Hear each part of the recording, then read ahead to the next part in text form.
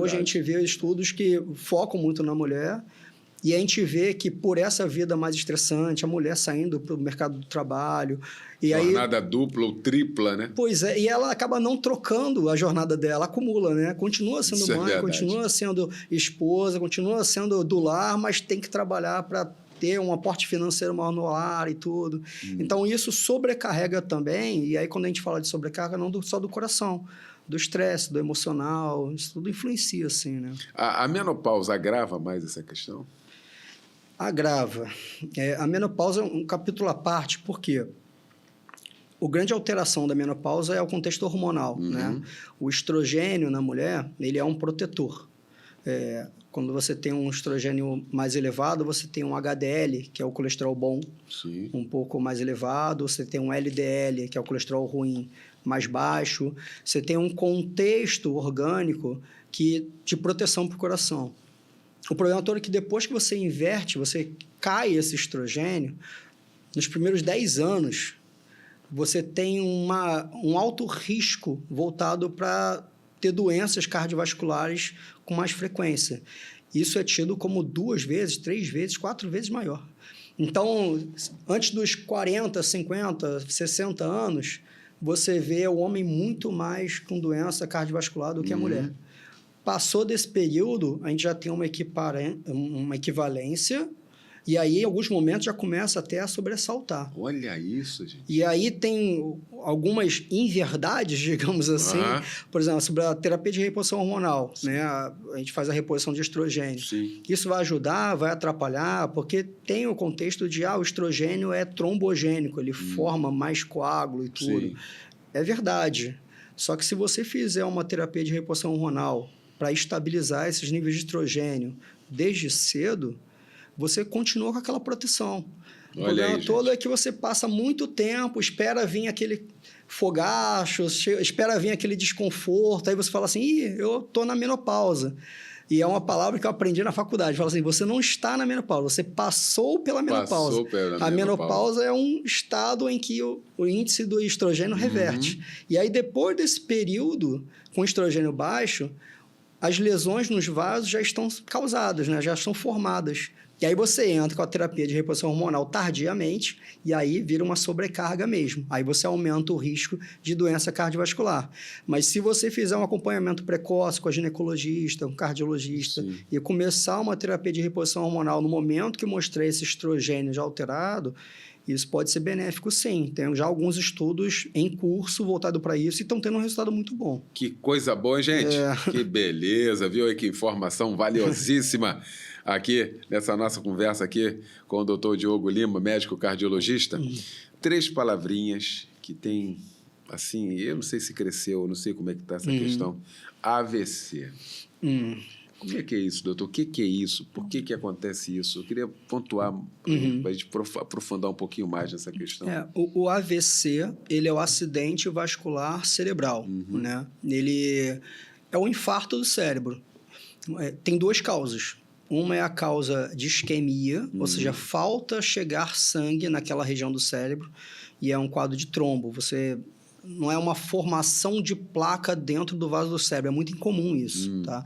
O mais comum é ter alguma placa num quadro mais distante, ou no vaso do pescoço, ou no vaso da aorta, e aquela placa instabilizar, formar um pequeno coágulo de gordura que vai migrando e acaba chegando em um vaso do cérebro e obstrui aquele quadro.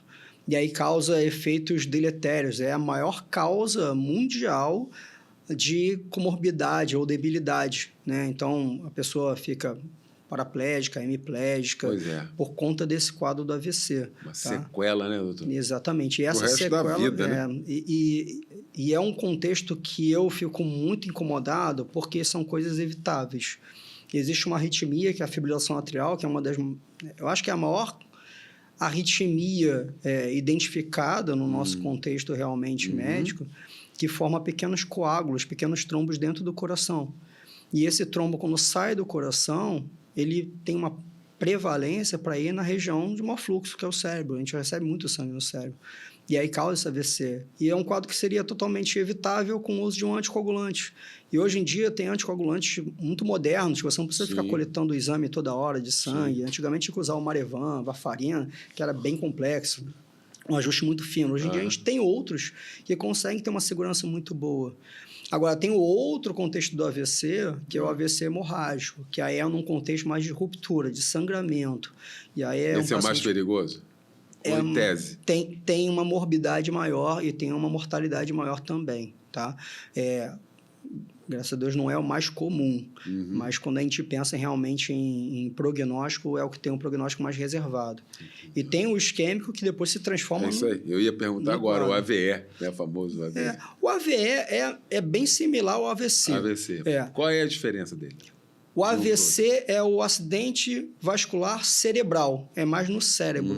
O AVE é um contexto mais amplo, porque é um encéfalo como um todo, né? Assim, não só o cérebro, mas todo o quadro do sistema nervoso, né? Aquele quadro mais dentro do crânio que se tiver de acidente vascular é isso.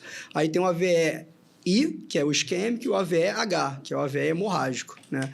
Mas são esses dois contextos. Mas na caracterização da palavra é bem similar, uma coisa é outra, né? Eu ia trazer os meus exames aqui, é o que eu esqueci mesmo, né? Passei agora pelo cardiologista, eu ia trazer aqui para a gente poder fazer. Da próxima vez a gente vai montar isso aqui com o doutor Diogo, para a gente montar. E aí, a próxima pergunta aqui é: quais os exames mais pedidos por um cardiologista? E aí eu estou lembrando aqui, você já falou aí, eu estou lembrando aqui o ecocardiograma, o eletro, esforço físico, né? Isso, teste ergométrico. Teste ergométrico. Aí quando eu fui fazer o eco... Doppler de carótida. Aí o menino falou, tem um negocinho aqui, mas é da idade, fica tranquilo. Aí eu fui fazer Dói agora... o coração quando fala isso, né? Eu falei, o quê? Pô, fica assim, não, fica tranquilo. Aí foi fazer novamente, né? Um ano depois, aí ela fez a comparação, tá tranquilo aqui, viu? Tá certinho. Bom. Me deu uma preocupação, foi assim, aí eu falei assim, o que tem aqui é da idade. Que é chato, né? Porque assim, poxa...